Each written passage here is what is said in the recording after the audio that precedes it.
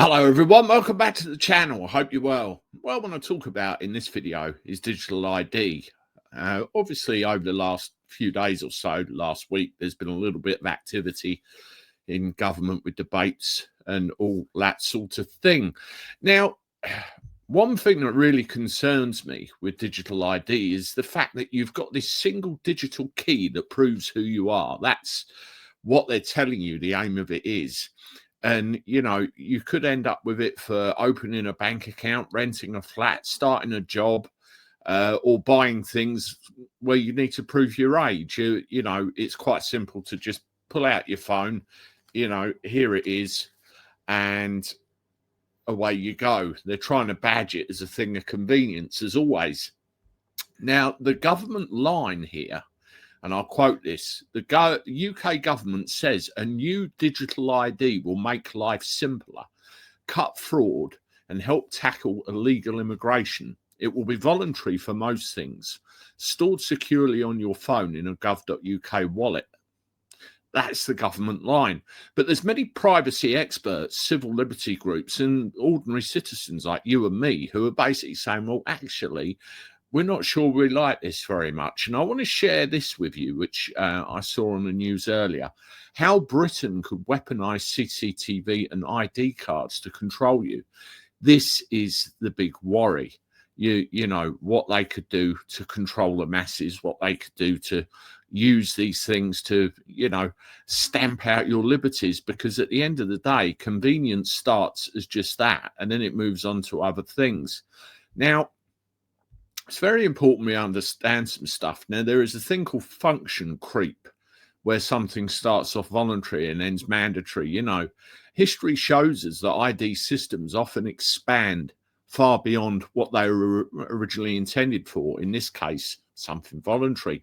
And, you know, we already tried this previously, didn't we? Some years ago in the 2000s, and it was sold as a convenience, and it quickly became something it wasn't. And then it was scrapped. And today, you know, we fear that digital ID could gradually become required for banking, travel, healthcare, voting, or even accessing basic utilities and services like the internet.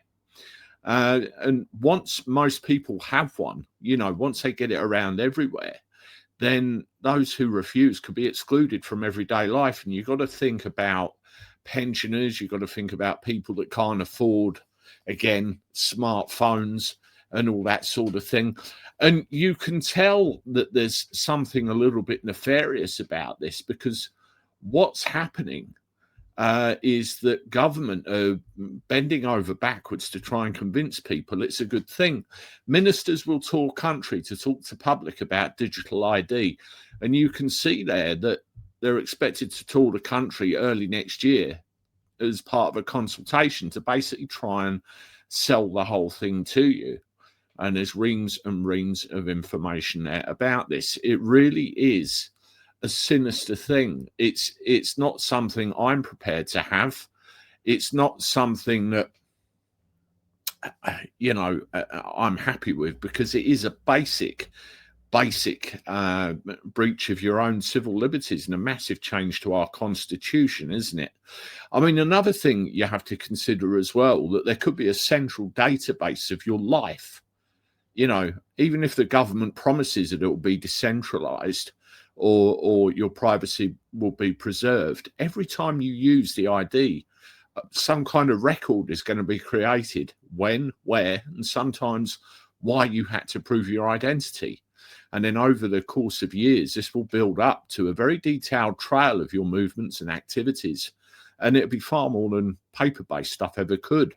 And what you've got to think and really think about is, if that database was ever hacked or accessed improperly, millions of people's sensitive information could be exposed just in one breach. Crazy, isn't it? And that's something that the sponsor of today's video could help with. Have a listen. One of the very real dangers with digital ID systems is how easily your personal info can end up with data brokers. These companies you've never heard of, they collect your name, address, phone number, family details, everything about you, and sell it on. The result, endless spam, targeted scams where they already know your details, identity theft, even doxing or stalking.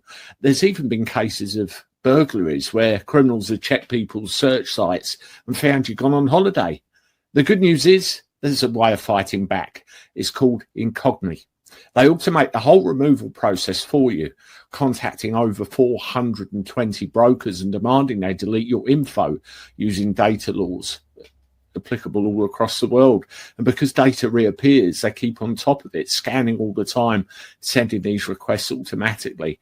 On the unlimited plan, they have a great feature, this one I'm on, where if you see your data on a site or a list that Incognito don't deal with, just send them the link and they'll sort it.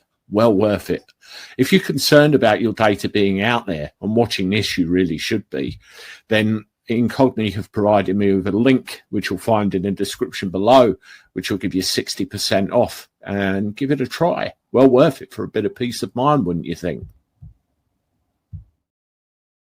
You know, one of the things that really bugs me particularly is this idea of mass surveillance and profiling from the information gathered from these IDs. You know, you can link or get links to government databases like tax, benefits, immigration, health, even records about your driving. I could tell you a story about a conversation I had earlier today about that. And then what you get in the end is this digital ID becomes a single key to your entire life.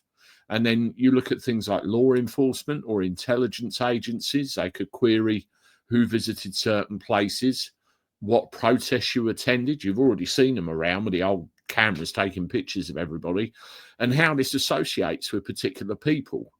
And most of this can be done without warrants, again, breaching your civil liberties.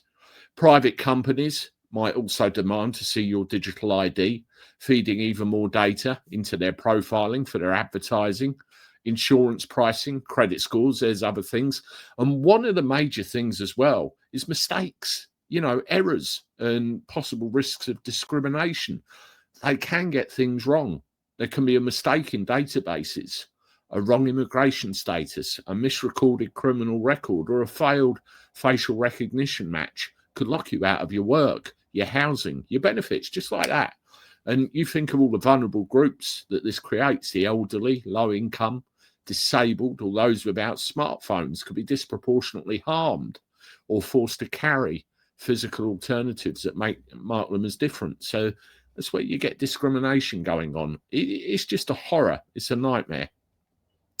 The other thing as well, you know, some of us really appreciate our anonymity. You know, and today you can rent a flat, open a bank account, or buy something, and there's minimal risk of disclosure of a lot of your information.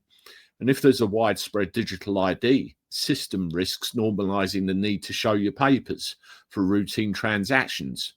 And it just erodes that little bit of anonymity we've got. So you've got to think they want to track everything everywhere all of the time, don't they? And what's not reassuring to me is the precedent that is set in other countries. You know, you've got India, you've got China, you've got UAE, and all of these digital systems have been linked to being excluded. I know someone in another country who has got a problem with regard to digital ID, and he's been completely excluded from all things to do with everyday life. You know, it's crazy. You know, mass data breaches, as I said, social control tools, even democratic nations, future governments with different values could repurpose these things in a way which really stamp down on the populace and allow that control to come in.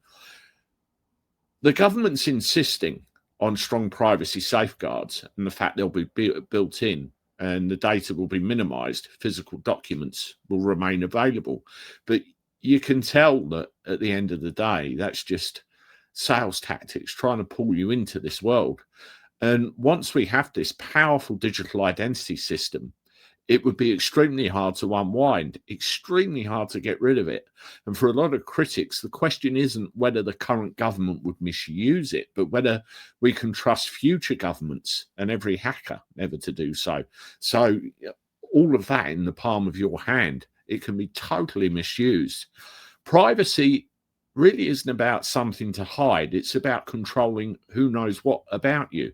And you have a right to do that. A digital ID may bring convenience and efficiency, but the privacy price could be far higher. And the liberty price could be far higher as well than people realize. Let me know what you think in the comments. Is it worth it? I mean, I know the audience here are in the main going to say, absolutely not.